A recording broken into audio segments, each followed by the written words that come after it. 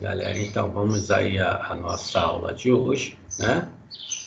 A gente vai fazer a correção da apostila da semana passada, né? Vai ser uma semana apostila, outra semana a gente vai botando aí conteúdo, né? Tá colocando conteúdo que vocês precisam saber para ter um bom desempenho no primeiro ano, né? Vamos ver aqui, compartilhar a apostila. Quem está aqui.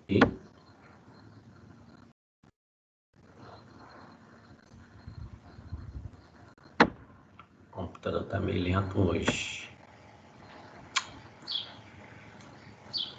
Acho que é a internet está bem fraquinha hoje. A apostila ainda está abrindo, tá? Daqui a pouco, quando ela começar a abrir, a gente vai fazer a leitura e também a correção da apostila, né? Espera um minutinho para o arquivo abrir.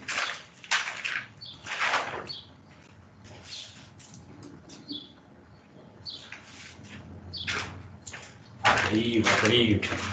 Beleza, ó. Apostila semana 19/10.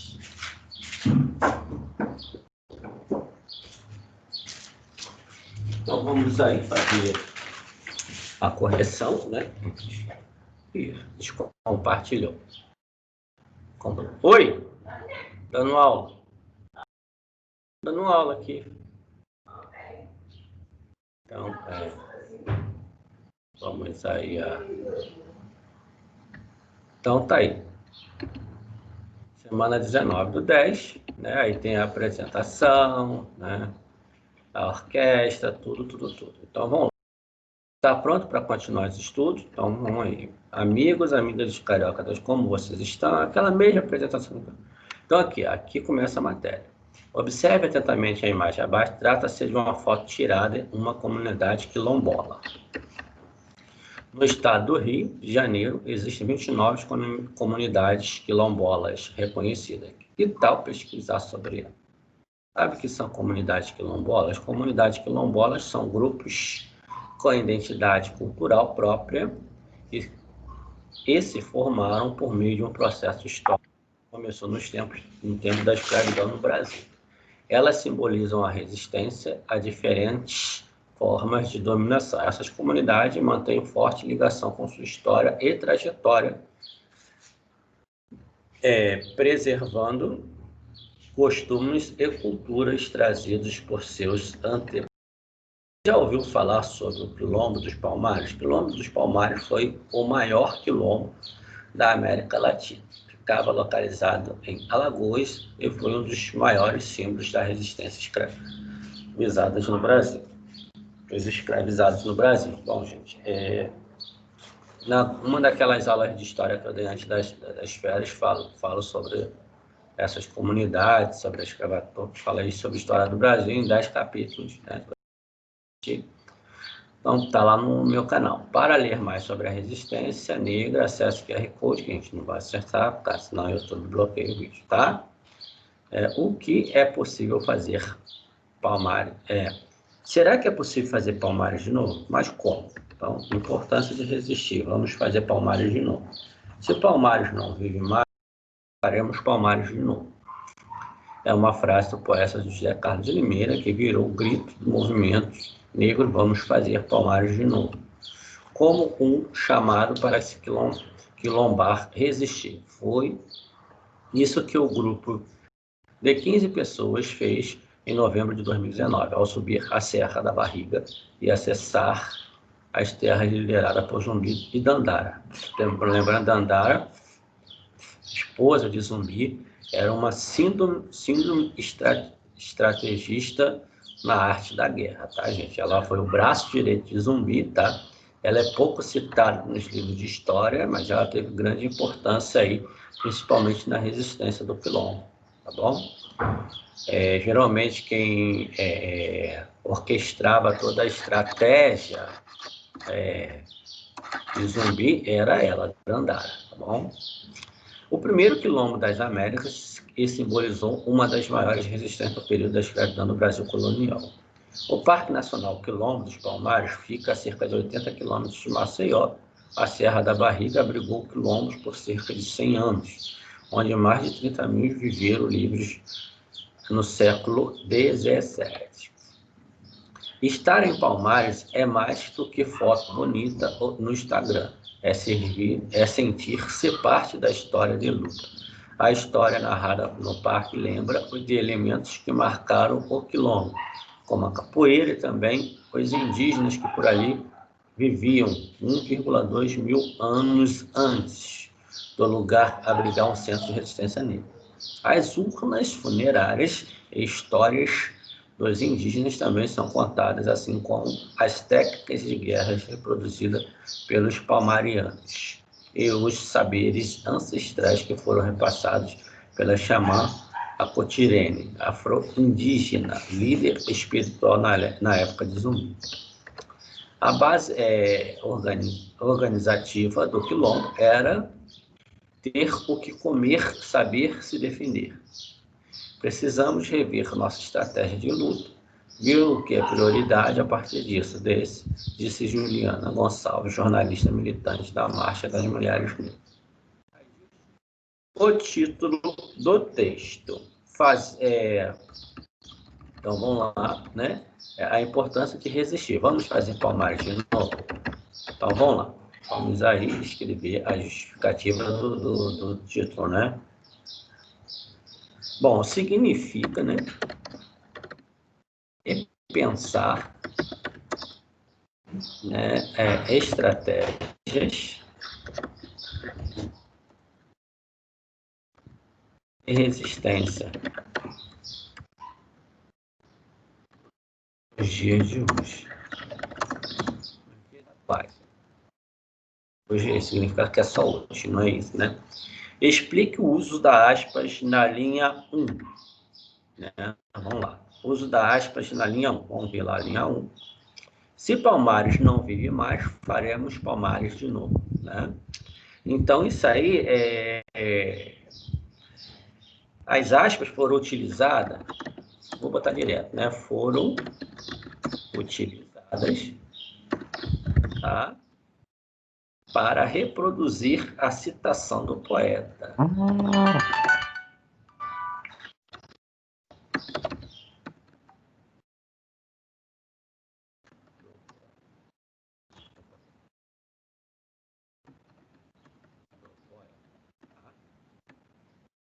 Três. A partir de suas leituras, responda qual é o sentido do termo aquilombar na linha 3, né? Significa proteger, né? Porque quilombo, né, da ideia disso, né? Proteger, resistir, né? Faz aí, a gente pode colocar, vou botar um etc aqui, que pode ter vários significativos, que ele era um símbolo da resistência. Antes dos negros escravizados, já havia moradores na região do Parque. Quem eram esses moradores? Os indígenas, né?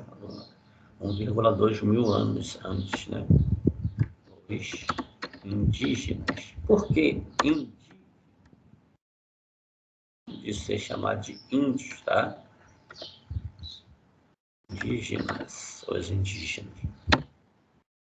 Se você for lá no dicionário ver o significado de índio, é baderneiro, bagunceiro, né? Então, por isso. Segundo a jornalista Juliana Gonçalves, qual era a base organizativa do quilombo no passado? É ter o que comer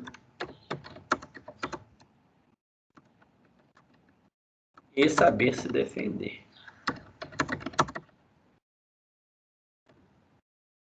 Bom, por que as histórias indígenas também fazem parte do quilombo, né? Porque os indígenas né? Já os indígenas, né? Já estavam na localidade quando, né? Quando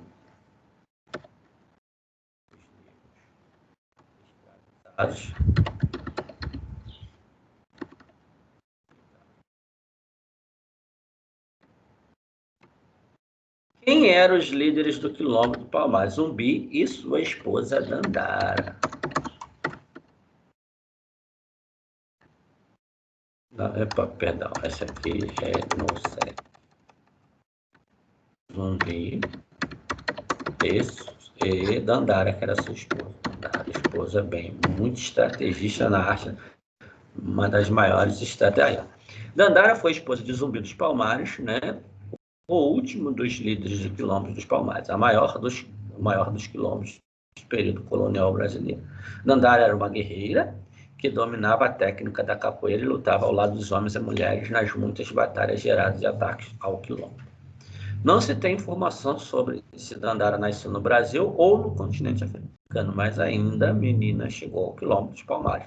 Lá, além de participar dos embates físicos, ajudava na elaboração das estratégias para a resistência do quilombo. Aí tem uma foto, um desenho, né?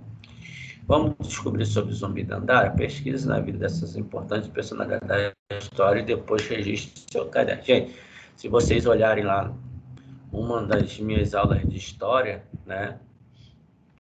Falo sobre eles dois, tá? Compartilhe a sua pesquisa, né? Então, tem lá. Então, vamos lá. Hindus foram os primeiros a usar regras para extrair raiz quadrada. O símbolo raiz foi usado pela primeira vez em 1525 em um livro matemático alemão Christoph Rudolph. E é bem provável que a primeira letra era a letra R. Então, radix, em latim, significa raiz. Tenha dado origem ao símbolo, mas naquela época a utilização parecia-se uma barra.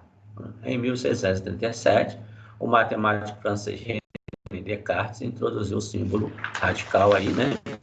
Um traço superior que usamos até hoje, tá? Isso aí é o que a gente usa até hoje. Então, o símbolo da raiz quadrada é o radical, que, né, recebe o nome de radical. Assim, raiz quadrada de 81 é igual a 9.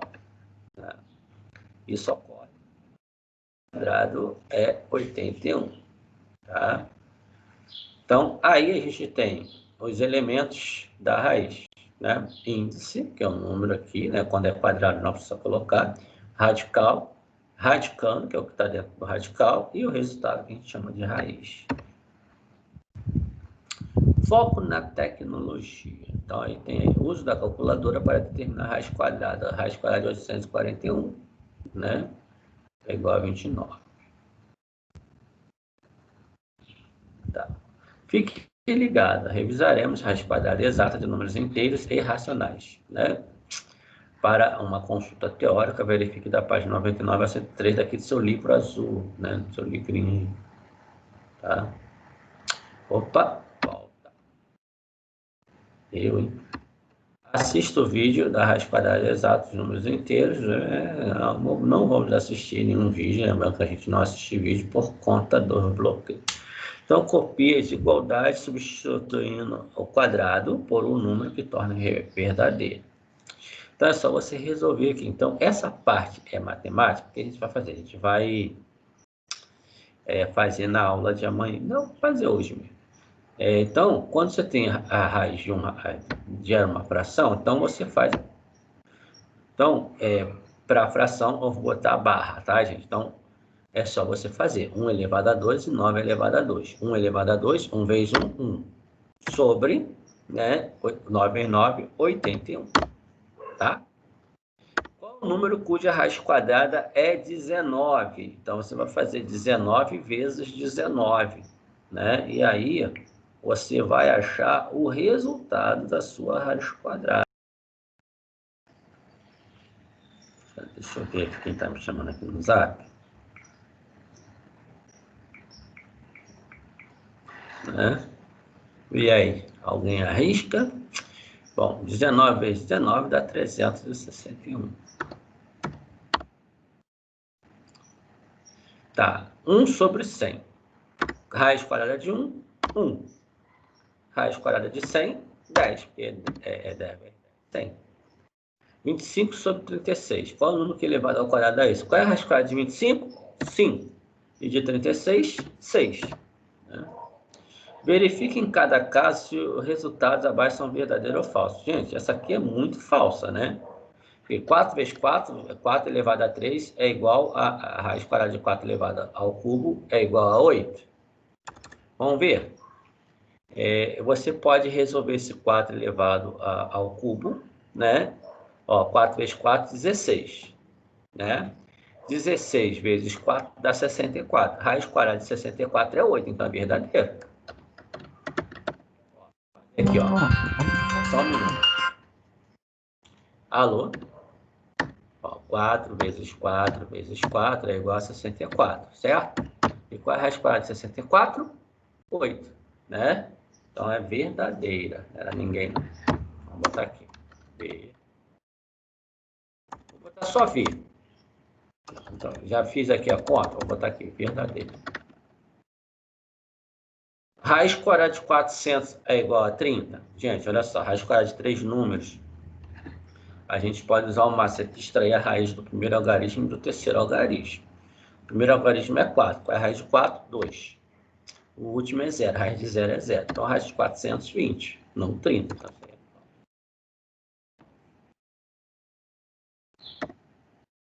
Raiz quadrada de 169 menos 196 é igual a menos 1? Vamos lá. Qual é a raiz de 169? Se o primeiro e terceiro algarismo, a gente pode usar esse macete, né? 1, raiz de 1 é 1, raiz de 9 é 3. Então, menos, né? Raiz de 196, né? 196. Qual é a raiz quadrada de 196? Né? Esse aí não dá para você usar o macete, não, tá? Bom, mas aí você pode ver assim, ó. Qual é o número que ele vezes ele termina em 6? Pode ser o 4 vezes 4 e o 6 vezes 6, né? Mas aí, vamos lá. A gente vai usar...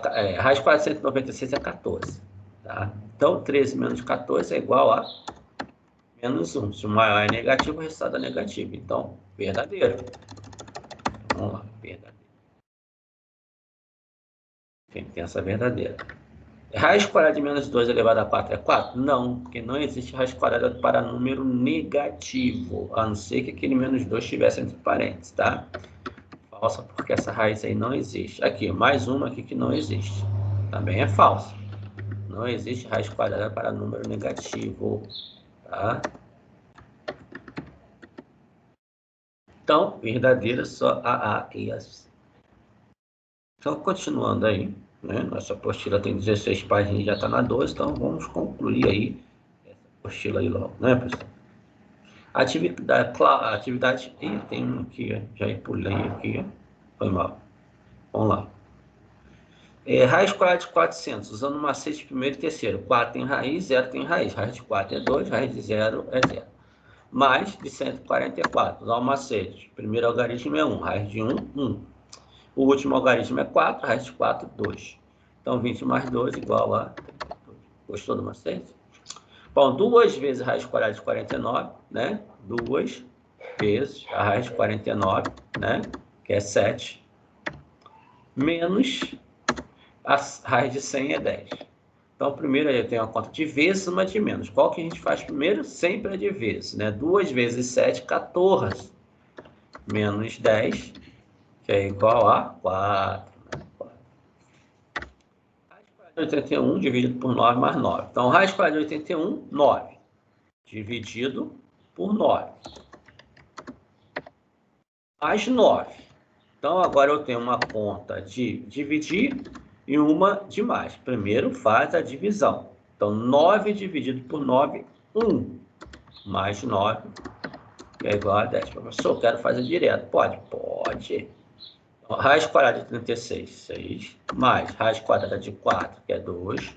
Vezes raiz quadrada de 9, que é 3. Então, tem uma conta de mais e uma de vezes. Primeiro faz a de vezes. Então, vou repetir o 6. Mais 2 vezes 3, que é 6. E 6 mais 6 é igual a 12. Se você faz o mais primeiro, ó, 6 mais 2, 8 vezes 3, 24. Ó, o resultado dá errado, tá?